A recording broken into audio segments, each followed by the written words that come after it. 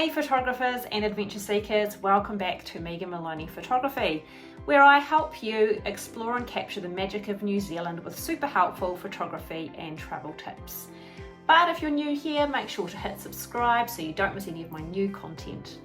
Today, I'm going to be covering the ultimate guide to experiencing the breathtaking lupin season in New Zealand.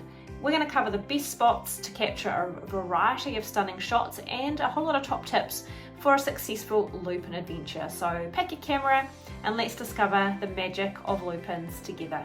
Firstly, let's go over a little bit about the history of lupins in New Zealand. Seeds were originally scattered on farms throughout the Mackenzie country to assist as a soil fertiliser for grazing animals, adding nitrogen.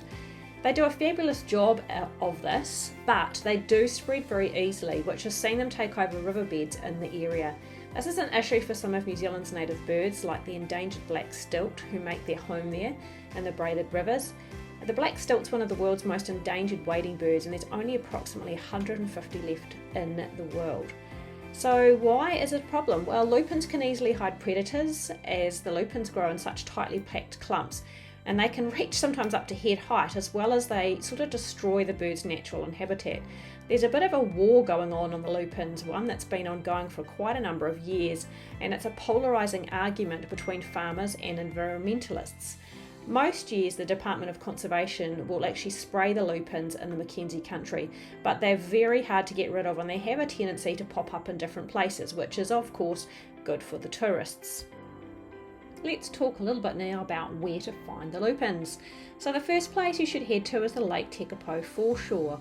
This is the area where the Church of the Good Shepherd is, and there's often lupins dotted around the sandy banks near the church, but also on the other side of the bridge, on the other side of the river looking across. So you can get really good shots here, both with the church in and also looking out towards the mountains across the other side of the lake. So here's a few examples now. You can use the church as a subject with the lupins in your foreground, and you can also really emphasise the lupins and make the church a little bit smaller in the background as well. This is a view taken from across the other side of the bridge looking back towards the church, and that's the footbridge that you walk across, so that makes an interesting subject in the frame too. You can also look out towards the mountains and have the lupins in your foreground, and then if you get lucky enough to have a beautiful sunrise like this, you can capture some beautiful pastel skies with the lupins as well. Another place you can head to is down near the holiday park.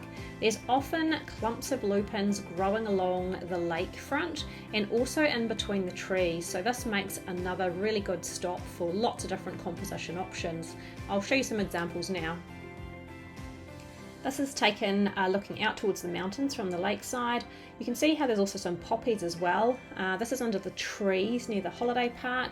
They'll often grow very tall in this area. This is a moody sunset, also looking out across the beautiful Aqua Lake. A very beautiful clear morning, capturing a sunstar with the lupins, and as I mentioned, you'll often see poppies growing, and they make an interesting contrast to the lupins as well. The next place to check out is the road to Lake Alexandrina. If you take the first right once you leave Tekapo heading towards Rocky Mount Cook, you'll come to this road that takes you out alongside the lake, and this viewpoint that I've highlighted here just before the turn off to Lake McGregor is a really good spot. It's one of my favourites, and you can often find lupins growing right down again in the lake bed as well, so definitely a spot to check out. This is a moody dawn I shot from that location looking out over the mountains, in the same spot but a different year for a sunset with some lovely golden light, and that's just a one from down near the lake bed looking up towards the mountains, and that's actually looking out over Lake McGregor, so lots of composition options in that area. Then Braemar Road is a gravel road that runs parallel from Tekapo to Lake Pukaki. It is a gravel road, it is a windy road, there's lots of blind corners, so if you do decide to go down this road, just drive very carefully. Make sure that if you're in a rental car, it is somewhere that you are allowed to drive. And yeah, just take your time and enjoy the views. You may not find a lot of lupins along here, but there can be some interesting clumps on the roadside, and are definitely worth if you've got a little bit of time. But there have been some nasty accidents on this road, including fatalities, so just be mindful of that when you are driving and stopping on the side of the road. Here is an example of a road shot along the Braemar road looking over towards the Ben Ohau range, and then also you can look more north towards Ahuriri Mount Cook, and you might find some lovely lupins in your foreground. Once you reach the end of Braemar Road and you've arrived at Lake Pukaki, turn left and take the eastern road down back towards the bottom of the lake. Along here there can often be some really interesting groups of lupins, and this is where I found the tallest lupins I've ever seen. It's not necessarily good every year, but the years where it is good, it's really worth visiting and taking the time to check it out. When you arrive down at the Lake Pukaki viewpoint, that's also a really good spot to stop because you get a good view of Ahuriri up the lake, and you can also hopefully incorporate some lupins in your foreground. This is probably one of my favourite shots I've ever taken of the lupins with that moody sky. This is looking down the southern end of Lake Pukaki. You can also try and get some reflections of the lupins in the lake if you can find some calm enough water. And this is down at the Lake Pukaki viewpoint, looking back up towards Ahuriri on a very beautiful evening with some really nice clear skies. If you continue heading south from Lake Pukaki and turning off the road just where you reach the first bridge, you'll see the Twizel Canals now turn off on the southern side, and that means that when you take any shots you'll actually have the canal in your foreground with the lupins, and hopefully some lovely shots of the Ben Ohau mountain range in your background. This is a beautiful afternoon looking across to the mountains with the canal there reflecting the clouds, and on a completely different moody day you can see just how vibrant that canal water gets, and it makes a really nice and interesting contrast to having some lupins in your frame. Travelling further south towards Omarama, there's a turn off on the main road to the Clay Cliffs. Don't be fooled, it's actually quite a long drive along this gravel road to get to the Clay Cliffs. You're probably talking about 15 minutes. But once you reach there, there's lots of different opportunities to shoot. So you might find some shots down by the river, you might find some shots on the path leading up to the Clay Cliffs, and once you get right inside the Clay Cliffs, there's often lupins growing actually inside that area or that arena as well, which can make for some really interesting compositions.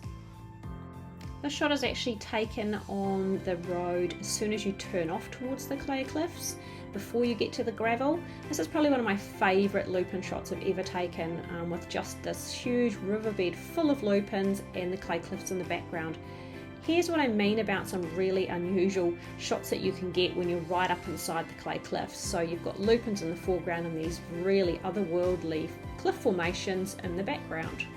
If you are not totally sick of the sight of lupins by now, you can also head back to the main road, drive through Omarama towards the Lindis Pass. On the way to the pass there are some spots on the right hand side where the river's quite close to the road, which make a nice composition. Further afield, south of the Lindis Pass, the road from Queenstown to Glenorchy and the road from Te Anau to Milford Sound are all other spots known for having lupins, but they would require adding a few more days to your itinerary. Just want to talk a little bit about safety. I know it might be hard not to slam on the brakes and stop in a hurry when you spot a field of lupins, but please be safe driving and scouting. The roads in New Zealand are narrow and winding, and there may not always be a spot to pull over exactly where you want to. But be patient because there's always going to be somewhere to pull over around the corner. So how long do you need to spend to see the lupins in the area? I would say to do justice to the areas I've mentioned, you need at least 3 days, 2 nights, and I would choose Lake Tekapo as a base, as I think it has more choice of lupin locations close by. Tekapo is about a 3-hour drive from Christchurch, so if you fly in early in the morning, you can start your lupin adventure around lunchtime. I do recommend trying to incorporate some golden light and sunrise or sunset colours while shooting the lupins. The light is just so much better than middle of the day. But be aware, the days are very long in New Zealand at that time of the year. Sunrise is around 5:45 and sunset at 9 p.m.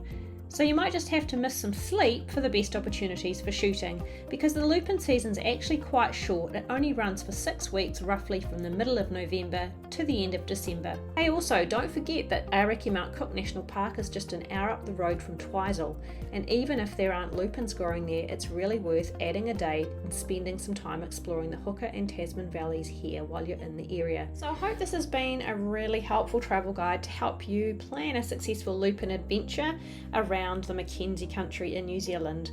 And of course, I hope you'll consider subscribing for more content, and I hope to see you in another video real soon.